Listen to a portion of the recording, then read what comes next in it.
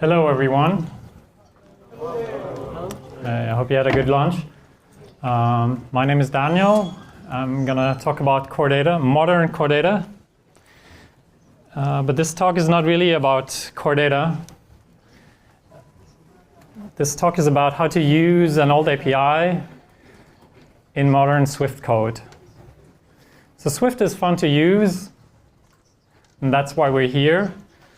And we want to make using old APIs fun as well.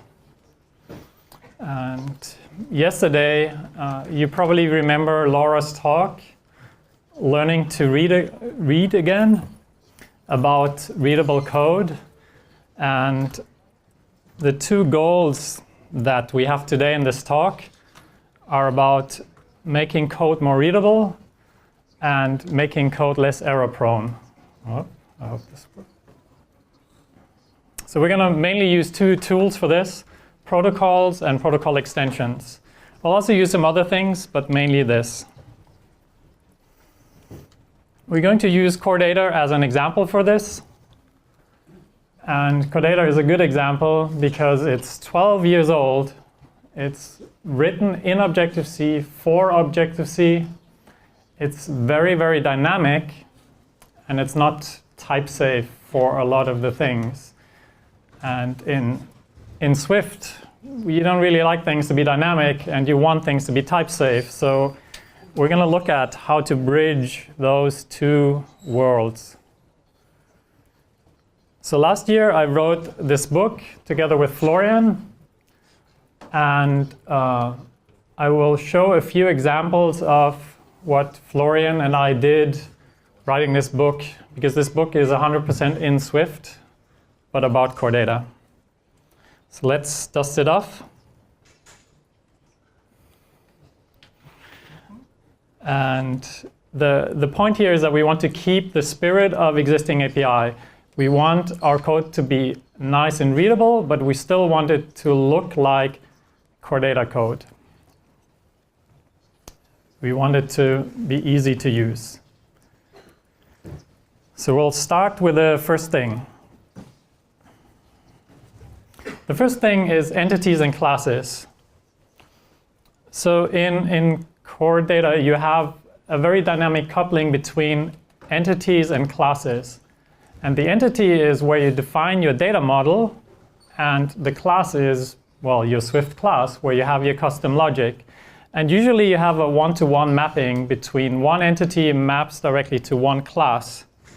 And because of this, and because of the history of core data and Objective-C, a lot of code looks a bit strange. So if you want to insert a new object in core data, I'm not going to go into too much detail here, but it'll look something like this. You have this. There are three things about this that I don't like. One thing, it's very, very long. The second thing is that you have this city string, which the compiler can't help us if I type something wrong there. And then at the very end, we have this typecast, which is very ugly. We don't like these things in our Swift code. We can do something that is better. What we want is something like this. We want to, if we want to insert a city object, we just want to call insert object, and that will do all the work for us. And here, the Swift compiler can help us to do a lot of the heavy lifting. So how do we do this? Well, first we create a protocol, manage object type, and this protocol defines the entity name. That was the thing that was the string before. We go back to our city class. So this is a managed object class. And we want to make things work for the city class. So we extend the city class to implement this protocol, and we say entity name is city. So what we've done now is we've linked the city entity with the city class. And once we have this, we can extend the context and add this method that we used before. I'm not going to go through all the details here, but this is basically the old code that we had before, but now it's nicely wrapped. So the city string that we had before, we can extract here. The typecast we can do in here. And it's all nicely hidden away in one place. And once we have that, we can have this very nice readable code that is close to impossible to get wrong. So that was the first thing. The next thing we're going to look at is key value coding. We all know key value coding, and it's this very old thing that is a bit weird, and it's particularly weird in Swift code. Key value coding is extremely dynamic, and 12 years ago, that was the hype. It was the best thing, and it's used by core data. It's used for key value observing, but it's very prone to typos and errors, and it's not type safe. And we don't like that. But let's look at what this looks like in core data. So traditionally, if we go back to our city class, we might want to use this core data method, has fault for relationship named. I'm not going to talk about what this does, but the point is we have to pass in an argument here, and that argument is a string. So we might use it like this. We have some method do something, and we have to pass in the string mayor that matches our attribute, our property mayor. And again, the compiler can't help us here. If we make a mistake, it will crash at runtime. And to show you how bad this situation is, core data has all these methods that all use key value coding, and there are even some more than this. And we want things to be better. So instead of this,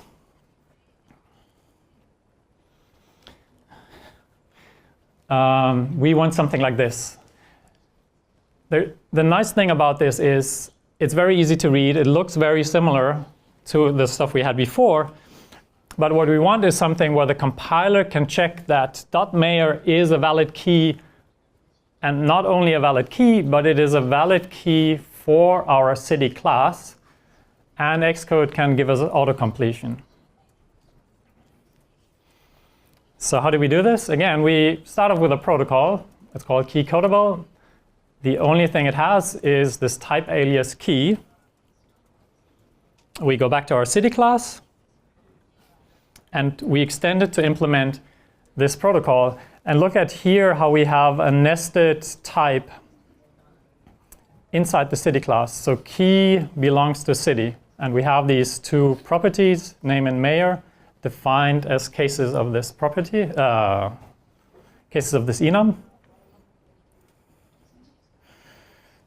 And then we use protocol extensions, just like we did before, to create a simpler version of this. And the has fault for relationship name method now takes a key instead of a string. And with this, we can implement this method. It takes a key. The compiler will tell us whether this works or not. Xcode can give us autocompletion. So now we sort of have type-safe key value coding. So the next thing we're going to look at is better fetch requests by adding defaults. If we have our city class, and if we want to fetch all cities, we would traditionally use code like this. It doesn't look too bad. It's 3 lines. But again, there are some things here that are not really that nice. We can do something that's a lot better. How about if we could just do this? We simply ask the city class, give us a sorted fetch request. And then that inside has all the logic encapsulated. Again, it's a lot easier to read and a lot more difficult to make mistakes here. So how would we implement this? Again, we use the same protocol and add something that is called default sort descriptors. And that will link the logical ordering for that class with the class. So for our city thing, for our city class, we would simply say, well, our city class implements this protocol, and its natural sorting is to sort by the population. And once we have that, we can implement this nice sorted fetch request method as a protocol extension, just like in the other one. We can pull out the entity name because we already did that a few slides back. we can get the default sort descriptors and return the fetch request. So with this, we have one single line to create a fetch request for cities. And if we have a person class, then it will just look like this and will work exactly the same way. So it's very nice and clean, readable code. So we're keeping the model knowledge, what is the logical sort ordering with the model, and we're making the code more readable. Often in core data, we use predicates when we want to fetch things. We can kind of chain these two things together and create another method, sort of fetch request with predicate format. And I'm not going to talk too much about that, but it would basically look like this. We use the existing sort of fetch request method that we just created. Then we create the predicate and set it on and return it. And along these lines, there are a lot of nice patterns that we can use to make our code more readable.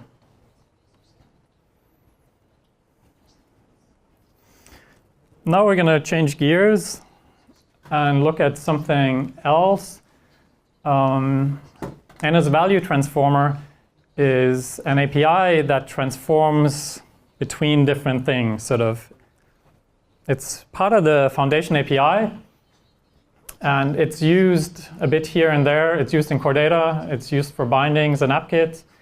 And it's also a bit strange in the Swift world. You need to subclass to use it, and there is no type safety whatsoever. So let's look at an example. Let's say we have UUIDs that we're using, and we have this string representation. So maybe we're getting the strings from our server, and we want to convert to NSUUID. So between the string and the raw bytes, and also back. So traditionally, what you would do, it doesn't look so bad. You subclass, you implement these 4 methods, and then finally you instantiate it. It's not so bad, but we can do better. How if we could just use code like this, where we simply say we want a value transformer. Here's the closure that converts from a string to NSUUID. And here's the closure that converts from a UUID back to a string. And note that in this example, we don't tell it which types we're converting in between. The Swift compiler helps us here and does all that for us. The implementation for this is a bit long, so we're going to break it up into 2 slides. The first part looks like this. It's a generic class with the 2 types A and B, the ones that we're converting in between. And then we have 2 closures, one that goes from A to B, and the other one goes from B back to A. And then again, we implement those 4 methods that we also had in the traditional one. And once we have this code, we can do this very elegant way of implementing and also instantiating NS value transformer. So we've gone something that is very sort of old school to something that looks very modern and Swifty. So the next thing I want to show you is something that is very, very simple, but that I personally find is also a big helper in making code easier. And that is wrapping block API. And if we take a look at blocks and APIs, blocks are very, very new compared to some of the APIs that we use. Core data is 12 years old, and blocks are maybe sort of 5, 6 years old, but they've only sort of become fun to use once we have Swift. So the example I want to show here is saving. In core data, there's a method to save your changes, and it's simply called save. And you would use it like this. You make some changes, you make some more changes, and then maybe even some more. And then finally, when you're done, you tell the context to save. It's very simple, and there's sort of nothing wrong with it, but we can do something that's better. What would look a lot better and easier to understand is like this. We tell the context we want to do some changes, and then we wrap all our changes in a single block. And again, this is sort of similar to what we had before. It's easy to understand, but for a reader, it's a lot easier because we can see all our changes wrapped together in a closure. And this, I think, is a very nice pattern. It's clearer to read and less error prone. And the implementation is extremely trivial. We add this method, perform changes. It simply runs the block, and then we do a save. And the UI application API also has a lot of stuff that can become a lot easier if you sort of create these trivial block wrappers. And the last thing, I think it's the last thing I want to show you, is something with endless notifications.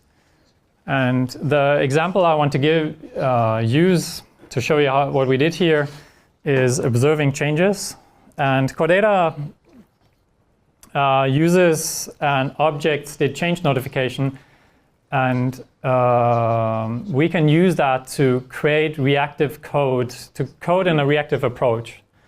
And this notification is sent out by Core whenever objects change, regardless of who it changes it and why it changed. And we can sort of tie up our code to keep our UI updated all the time. So traditionally, we would do something like this. We've all seen this millions of times and implemented this many, many times. You have the notification, you get the default notification center, you add an observer, you set the selector, you pass in the notification name, and then in this case, the city object that we want to observe. We have a city to change method. We pull the object out of the notification and check it's our city. We've all done this. It's trivial, but we can do something that's better and easier. If we have code like this, it's a lot easier to read. What we created is a managed object observer helper. So we just create this managed object observer, pass in the city, and then a closure that is supposed to run whenever that object changes. So now what we can do, and this is easy to read, when the object changes, we check was it deleted, we pop the view controller.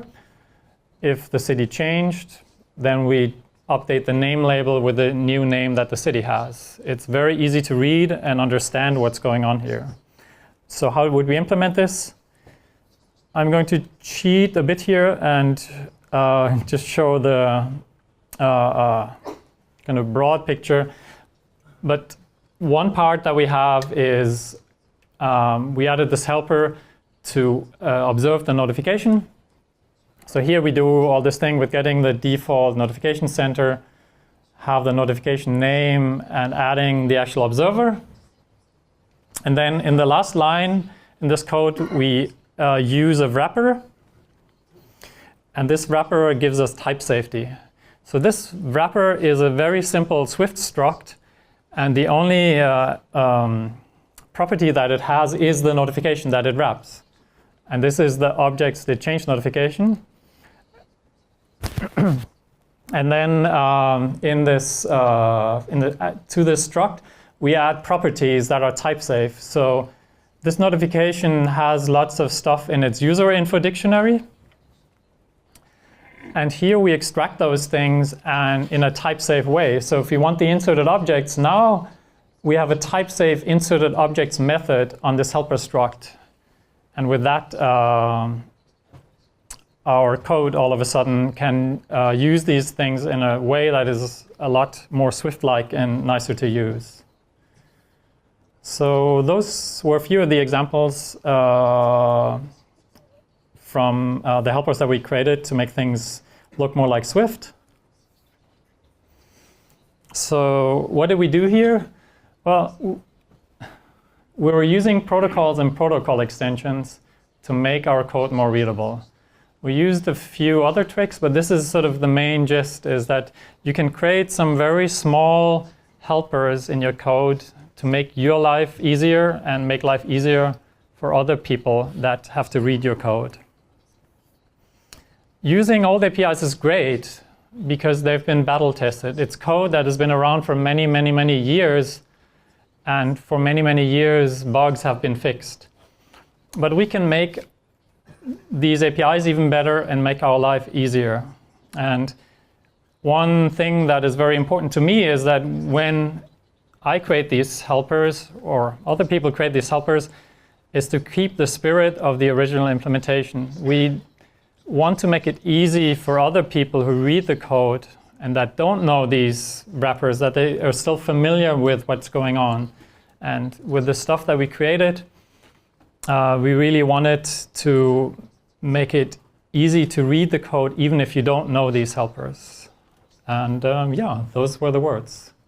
Thank you all for listening.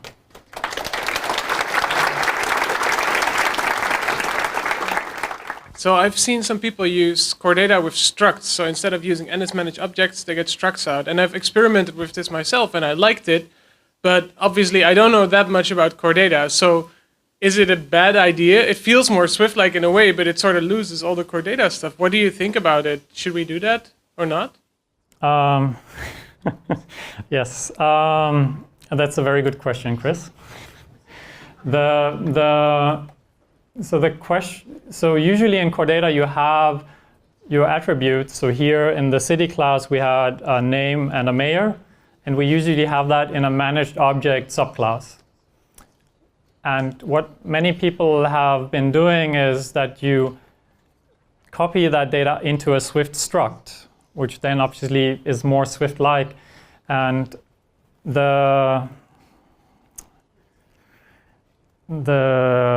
thing with core data is that core data does a lot of caching with managed objects and in the persistent store coordinator that gives core data some amazing performance benefits. And once you copy into structs, you lose that. And I could talk about this for 30 minutes, but the main difference here is performance. So if you only have very few objects, it's totally cool to copy into a struct, but you have to be aware that once you have a bigger application, it's probably a really bad idea because your performance will be horrible. That was the very short answer. Thank you very much. Thank you. Could you go back to one of your first slides when you've got a sentence ending with an existing API? It's one of the first slides, I guess. Yeah, you've made a funny typo in the word existing, and I was thinking, I was wondering if you did it on purpose, and if so, do you think that current API will actually gonna exit, being replaced by some much more easier API being written in Swift? Yes, also a very good question, and I definitely. Yeah, I definitely don't think so, and that's the other point I wanted to bring across is that core data was written in a time sort of long ago for us, and it feels strange in a Swift world.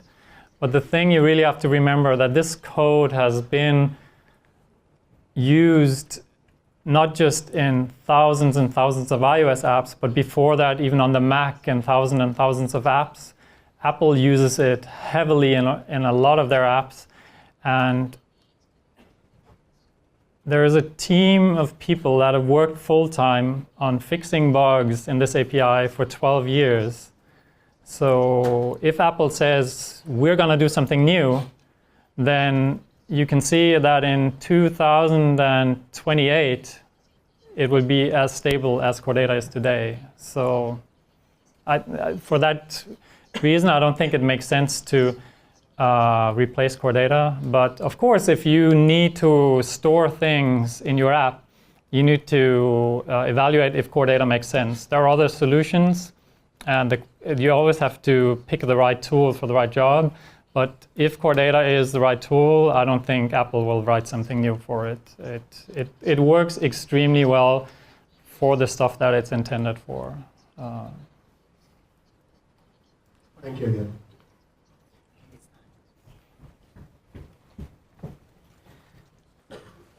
Thank you very much, Daniel. Awesome talk. Thank you.